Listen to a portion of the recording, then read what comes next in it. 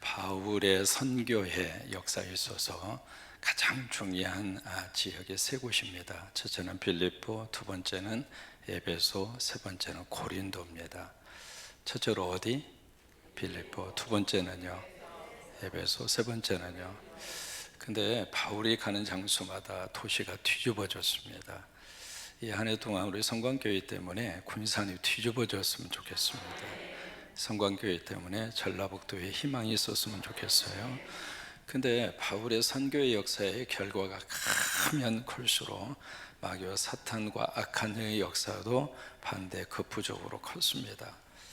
그래서 빌립보 지역에서도 교회가 일어나면서 쫓겨났죠. 에베소 지역에는 지역 자체가 거기에 아데미라고 하는 신전이 있습니다. 근데 신전을 중심으로 먹고 사는 사람들이 막 거기에 예수 믿고 지역사회 안에 우상이 무너지고 그리고 복음으로 돌아오고 그러다 보니까 우상과 연관된 생업을 가지고 있는 사람들이 벌떼처럼 일어나서 결국 바울과 선교팀들을 바로 그 지역에서 폭동이 일어나서 쫓겨납니다. 또 이 고린도 지역도 마찬가지입니다. 이 지역에 가장 오래 거기서 스테이를 했죠. 그래서 머물러 있었는데 이 고린도 지역에서 바울이 사역하면서 너무 힘들었던 것이 외부의 공격이 아니라 바울 자신을 향한 공격이 가장 심했던 장소가 고린도입니다. 왜냐하면 사도 바울의 사도권 문제였습니다. 지금으로 말하면 저 사람 목사 안수 불투명하다, 저 사람의 신학교 제대로 확인할 수가 없다, 이제 그런 내용입니다. 여러분, 목사가 말이죠, 목회자로 살고 있는데 저 사람 진짜 목사 맞아? 그러면서 고개를 갸우뚱갸우뚱거리면 목회할 수 있어요, 없어요? 어떻게 하겠어요? 이제 그래서 사도 바울에게 가슴에 가장 큰 상처를 준 교회가 고린도 교회입니다.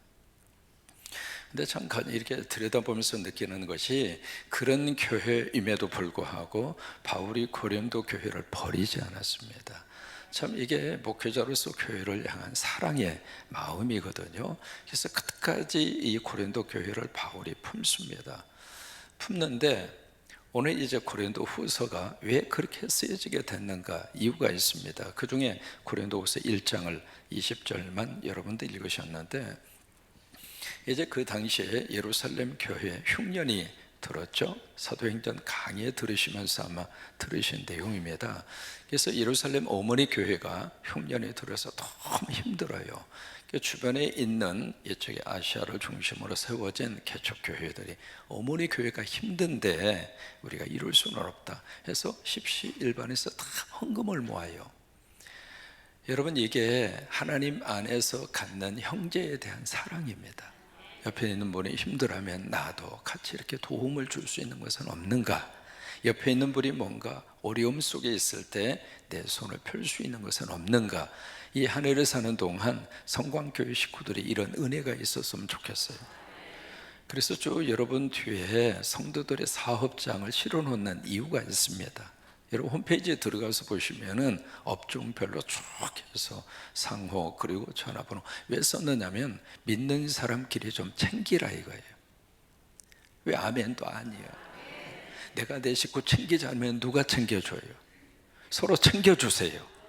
어차피 내 후주머니에서 돈 나가는 거 거기 가서 물건도 사주시고 거기 가서 식사도 하시고 필요한 것도 공급받으시고 해서 우리 성광교회 교인들이 그렇다고 우리끼리만 뭉쳐라 그 말은 아닙니다. 그러나 먼저 우리가 우리 식구를 챙기라고 하는 거예요. 그래서 이제 많은 헌금이 모아지게 됐습니다. 그 헌금을 가지고 지금 그 상황입니다. 배경이 그 헌금을 가지고 이 바울의 선교팀은 고린도로 갔다가 고린도에서 마게도냐로 갔다가 마게도냐에서 고린도로 갔다가 고린도에서 예루살렘으로 갈 계획을 짭니다. 복잡해요? 결국 고린도를 몇 번 방문해요? 2번 방문합니다. 그 계획을 짜고 그 계획을 고린도 교회 교인들에게 알렸습니다. 근데 문제는 이게 그 계획대로 스케줄이 맞춰지지를 못했어요. 근데 이게 어떤 문제, 어떤 부작용을 낳게 됐는가? 그러니까 고린도에 있는 성도들이 처음부터 사도 바울의 사도권에 대해서 의무를 가졌던 교회라고 말씀드렸잖아요. 그러니까 이 고린도 교인들 속에 어떤 분위기가 형성이 됐는가? 저 바울 한 번도 아니고 두 번씩이나 온다고 그러니까 안 와? 사정이 있는 것은 이해하지 않고 그렇게 오해를 합니다. 그래서 그것이 어떻게 발전이 됐는가? 저 바울이 설교하는 설교 믿을 수 없어. 근데 이게 어디까지 치고 올라가게 됐는가? 그러면 바울이 증거하고 있는 복음 또 하나, 하나님 거기에 대한 존재성까지도 퀘션 마크를 붙이는 거예요. 여러분, 이게 설교자로 살면서 늘 마음에 가져야 되는 거룩한 부담이기도 합니다. 뭐냐면 그 설교자의 언행이 한번 삐끄덕거리면 무슨 설교를 하든지 귀에 안 들어옵니다. 그 문제가 지금 고린도 교회 안에 발생이 된 거예요. 그래서 이제 그 문제를 놓고 기도하는 가운데 오늘 이 편지를 쓰는 겁니다. 주된 내용은 바로 뭐냐면, 오케이, 지금 내가 당신들에게 복음을 전하고 혼자 한 거가 아니에요. 여러분 19절에 보시면 세 사람이 나옵니다. 우리라고 하는 단어 복수가 나오죠. 바울, 그리고 실루아노. 실루아노가 누구냐면 신라입니다. 그리고 디모데, 세 사람이 팀워크를 한 거예요. 그렇게 해서 내가 당신들에게 증거를 했는데, 증거한 그 내용이 바로 뭐냐면, 여기에 그들에게 주제로 설교한 내용이 바로 뭐냐면, 하나님의 아들, 그 다음에 누구예요? 예수, 그 다음에 뭐예요? 그리스도. 이게 설교 내용이에요. 이게 복음입니다. 예수가 하나님의 아들이고 예수가 그리스도다. 이게 복음이라 이 말이에요. 따라서 한번 해보세요. 예수가 하나님의 아들이고 예수가 그리스도다. 이게 설교예요. 이 설교의 본질에다가 필요한 것도 붙이고 이것도 양념으로, 때로는 좋을까 봐서 유머도 쓰고 그러는 거예요. 그러니까 이 복음의 메시지를 바울 혼자서 증거한 것이 아니라 나, 실루아노, 디모데 세 사람이 증거를 했는데, 이 증거한 이 설교의 내용은 그 다음이 중요합니다. 바로 뭐냐면 예가 되고 아니오가 아니다 이 말이에요. 여러분, 이 말씀이 무슨 말이냐면, 여기 이제 하나님은 미쁘시기 때문에 18절에 그 말씀이 나옵니다. 하나님은 미쁘시기 때문에, 하나님은 신실한 분이기 때문에 하나님이 예하셨으면 끝까지 예다 이 말이에요. 사람처럼 예했다가 자기의 상황, 자기의 유익을 따라서 아니요 했다가 한방 예, 이게 사람이에요. 근데 하나님은 그런 분이 아니다. 하나님은 예 하셨으면 끝까지 예하는 분이다. 아니요 하셨으면 끝까지 아니요 하시는 분이지, 사람처럼 하나님에 대한 인식을 갖지 말아라, 그 말씀을 하시는 거예요. 그리고 나서 오늘 20절의 말씀을 주시는 겁니다. 이 20절의 말씀에 하나님의 약속은 얼마든지 그리스도 예수 안에서 뭐가 돼요? 예가 된다 이 말이에요. 이 예라고 하는 것이 어디에서 예가 돼요? 그리스도 예수 안에서. 그러니까 하나님의 모든 약속, 다시 말해 하나님의 말씀이 예수 안에서 완성됐다, 그게 예라고 하는 뜻이에요. 그래서 예수님이 십자가에서 마지막으로 가상 7원에서 하신 말씀이 다 이루었다. 여러분, 예수님 안에서 다 이루어졌어요. 우리 주 용서함 십자가 안에서 다 완성하셨고, 우리의 구원 십자가에서 완성하셨고, 우리가 천국 갈 수 있는 길 십자가에서 완성하셨고, 우리의 영원한 생명 십자가에서 완성하셨고, 아멘입니다. 그러니까 하나님의 약속, 구약 성경에 나타난 모든 하나님께서 주신 그 약속이 예수 안에서 완성됐다. 그게 하나님의 약속이 그리스도 예수 안에서 예가 됐다라고 하는 단어의 뜻이에요. 그러면 우리는 어떤 반응을 보일 수 있을까? 그것이 두 번째입니다. 그로 말미암아. 여기 그라고 하는 것은 예수예요. 예수로 말미암아. 왜? 예수님 안에서 하나님의 약속이 완성됐으니까. 그 예수님 안에서 그 다음에 우리가 보일 수 있는 반응이 뭐냐? 아멘이라고 하는 거예요. 이 아멘은 바로 무엇에 대한 아멘인가? 예수 안에서 하나님의 약속이 이해가 됐다. 하나님의 일이 예수 그리스도 안에서 이루어졌다. 거기에 대해서 우리는 아멘, 옳습니다, 그렇습니다, 믿습니다, 그렇게 될 줄로 믿습니다. 이게 아멘이라 이 말이에요. 그러면 이 아멘은 누구에 대한 아멘인가? 바울에 대한 아멘일까요? 바울의 어떤 인격에 대한 아멘일까요? 바울이 가지고 있는 탁월한 지식에 대한 아멘일까요? 여러분, 바울처럼 역사적으로 위대한 인물이 없습니다. 그가 쓰고 있는 이 헬라어의 문법이라든지 그의 어휘력이라고 하는 것은 그러니까 하나님이 쓰신 거예요. 성령님이 쓰시고 싶어도 준비 안 된 사람은 쓸 수가 없어요. 그릇이 돼야 하나님의 답지. 그래서 우리 자녀들이 하나님이 도와주셔서 하나님께서 실력도 주시고 영역도 주시고, 이게 좀 뭐가 준비가 돼 있어야 하나님이 거기에다가 성령을 부으셔서 하나님의 거룩한 인물들로 하나님이 쓰시잖아요. 바울은 그만한 실력을 갖춘 그릇이에요. 그러니까 담을 수가 있었던 거예요. 왜 공부하라고 하는가? 왜 노력하라고 하는가? 그릇을 키우는 거예요. 이 새벽에 나온 우리 자녀들 하나님이 그렇게 축복해 주셔서 공부하는 것은 그릇을 키우는 거예요. 수지 현지야, 알겠지? 그릇을 키우는 거예요.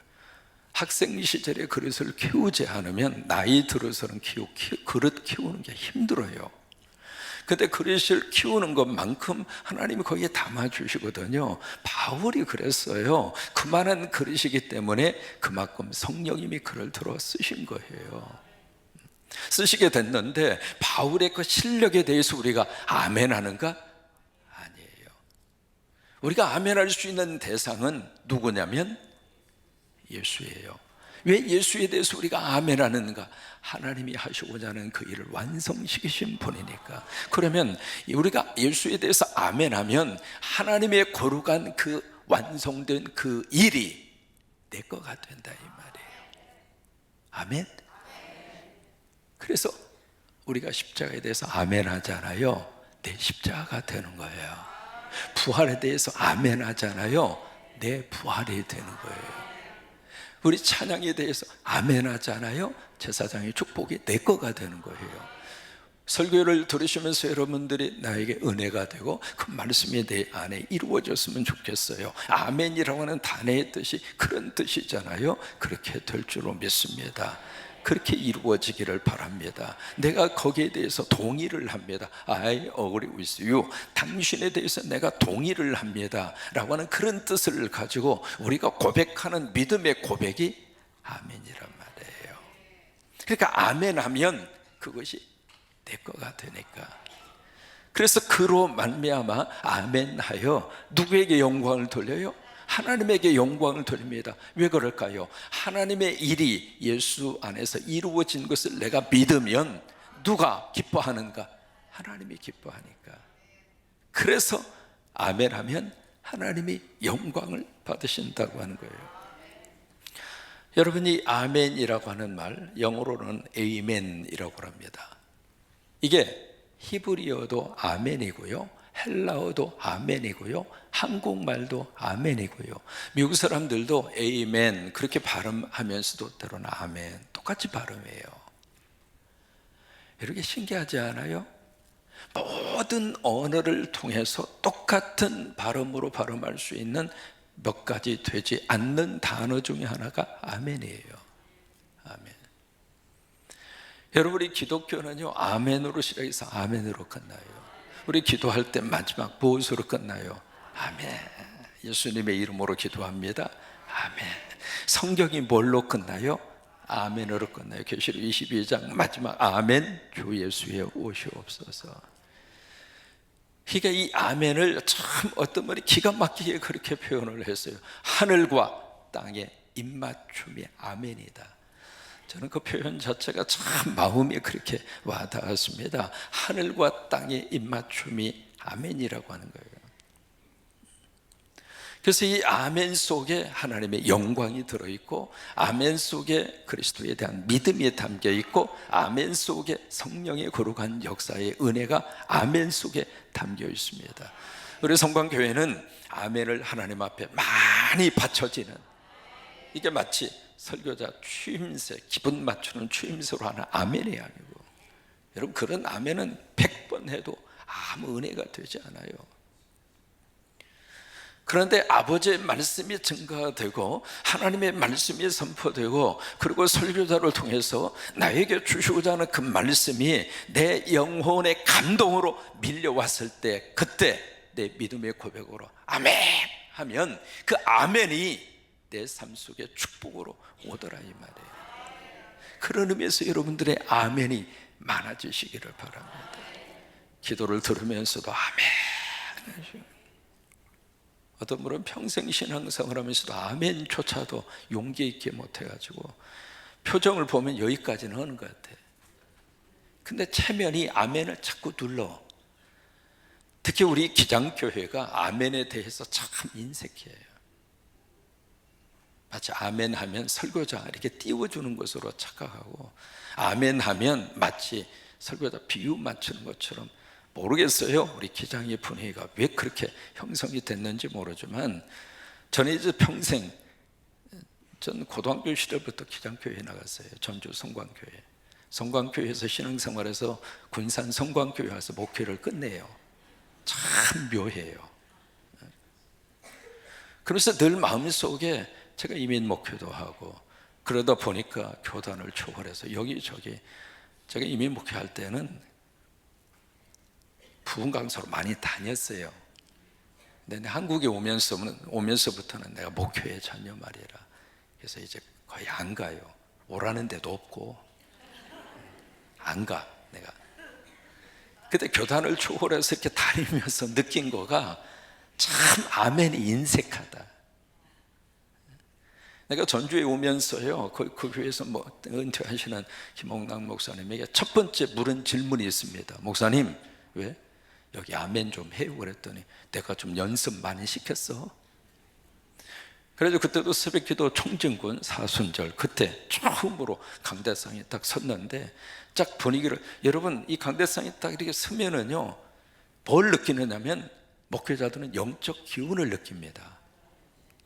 설교하지 않아도요, 성도들의 영적 어떤 그 에너지를 강대상에서 이렇게 느껴요. 새벽에 딱 서서 딱 보니까 아멘을 훈련을 시키긴 시켰는데 덜 시킨 것 같아. 근데 내가 성광교회에 와서 9월 1일 날 새벽에 또 딱 하면서 그때 내가 무릎을 친 게 있습니다. 이 교회는 나하고 코드가 좀 맞는구나.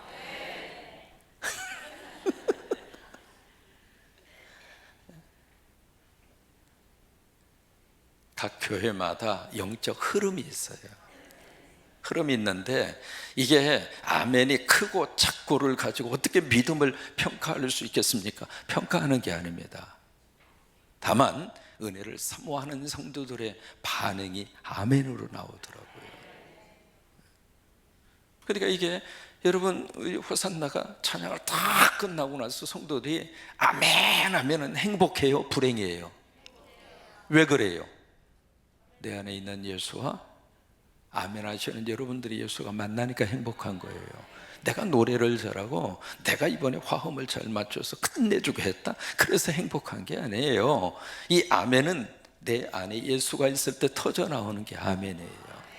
그러니까 이 아멘과 아멘이 함께 만나니까 행복한 거예요. 이 아멘이라고 하는 말이 신구약 성경 전체를 다 통틀어서 77번 나옵니다. 근데 그 중에서 이 아멘이라고 하는 말을 여러 가지로 이제 우리말로는 번역을 했습니다. 그 중에 하나가 진실로예요. 진실로. 우리 교회는 아멘 목사님도 와서 사역을 해요. 여러분들은 아멘 안 할 수가 없어. 목사님 이름이 아멘이니까. 이 진실로라고 하는 이 말이 요한복음에 몇 번 나오느냐면 28번 나옵니다. 요한복음에 곳곳에, 그것도 한 번도 아니고 두 번씩이나 진실로 진실로 진실로, 진실로. 그러니까 그만큼 이 성경 속에 이 담겨져 있는 이 단어 중에 하나가 아멘이란 말이에요. 제롬이라고 하는 초대교회의 신학자가 있습니다. 그 제롬이 이렇게 우리에게 가르쳐 줍니다. 한번 같이 읽어보셨으면 좋겠습니다. 초대교회 때 기도와 찬송할 때 성도들의 아멘 소리가 너무 커서 마치 바다 소리와 우레 소리와 같았다. 그 정도로 아멘 소리가 컸다 이 말이에요. 아멘이. 그때 우리는 우리 아멘 소리를 참 묘해요. 다른 어떤 적에 대해서는 막 소리를 지르는데 우리가 하나님 앞에서 영적으로 여러분 은혜 받는 것도요 막 사모하면 은혜가 더 임해요. 더 간절하면 하나님이 더 간절하게 부어주세요. 그냥 미지근해서 줄라면 주고 말라면 마세요 그러면 그게 아니에요. 그러니까 다시 띄워줘 봐요. 이 제롬 역사 신학자는 초대교회를 쭉 이렇게 연구하면서 초대교회 예배 속에서 기도할 때도 성도들의 아멘 소리가 얼마나 컸는지, 찬송할 때도 마찬가지였다 이 말이에요. 말씀을 들을 때도 마찬가지고요. 여러분 2024년도 여러분 아멘의 행복이 여러분 속에 넘치기를 주의 이름으로 축원합니다. 우리 하나님 앞에 아멘 합시다. 사람 앞에 아멘 하는 것이 아니라 하나님 앞에 또 하나 내 안에 그 복음이 믿어지고, 그래서 예수 안에서 행하신 하나님의 거룩한 그 일이 바로 내 일이 되어서 나에게 그 복음의 복이 우리 가정 안에, 우리 자녀 안에, 우리 삶의 자리 안에 그대로 들어와서 우리 가정에도 아멘이 되고 우리 자녀들에게도 아멘이 되고 내 인생에도 아멘이 되고, 여러분 이게 아멘이 주는 놀라운 행복이고 아멘이 주는 놀라운 축복이라 이 말이에요. 아멘! 베이징의 지하신학교에 강의를 갔습니다. 몰래 숨어서 교육을 받는 친구들입니다. 그게 딱 들으면 2년 동안 집에 딱 2번밖에 못 갑니다. 전화, 그때는 핸드폰도 없었습니다. 새벽 4시부터 일어나서 계속 밤 10시까지 훈련을 받습니다. 성경 통독은 기본일 뿐만이 아니라 금식할 것 없이. 끝나고 나면 통성기도를 합니다. 통성기도를 딱 하는데 그때 내가 맨 앞에 앉아서 거기서 기도하고 뒤에 이제 친구들이 쭉 해서 전부 다 19, 20, 21살 젊은 친구들입니다. 이 친구들이 예수님 위해서 내 헌신하겠습니다, 주님을 위해서 나를 바치겠습니다, 그리고 와서 훈련 받는 친구들이에요. 무릎 꿇고 같이 이렇게 기도하는데 그 기도하는 가운데 그 뒤에 있는 친구가 이제 중국 사람들의 중국말 다 한족들이니까, 조선족이 아니고 한족들이니까 기도를 하는데 뭐라고 기도하면 주와 그래요. 우리는 주여 그러잖아요. 중국 사람들은 주와 그래요. 그 부르짖는 그 기도의 그 소리가요 전율이 나는 거예요. 전율이. 영에서 나오는 그 고백은 영으로 전달이 됩니다. 내 안에 있는 이 아멘이 하나님께 전달되는 거예요. 그래서 그로 말미암아 아멘하여 하나님께 영광을 돌리느니라. 여러분 이 한 해 동안 아멘의 행복이 여러분 속에 그대로 임하도록 축복하여 주셔서 하나님 말씀 앞에 아멘하고 찬양 앞에 아멘하고, 앞으로 호산나가 찬양하면 아멘 소리를 더 크게 하시기 바랍니다. 그러면 호산나가 뒤집어져 버릴 거예요. 뒤집어져 버려요. 찬양 부르면서 은혜 받고, 찬양 부르면서 성령을 체험하고, 찬양 부르면서 하나님의 복을 받고, 이 자리에 서 있는 것이 얼마나 행복한가라고 하는 것을 깨달으면서 여러분들이 아멘하면 이쪽 동네가 완전히 그냥 180도로 달라져 버릴 거예요. 여러분 아멘 속에 신기한 능력이 있습니다. 그러니까 이 한 해 동안 여러 가지 많은 행복이 있습니다만은 신앙생활 하면서 아멘 하는 행복, 그 행복이 여러분 속에 넘치기를 주의 이름으로 축원합니다.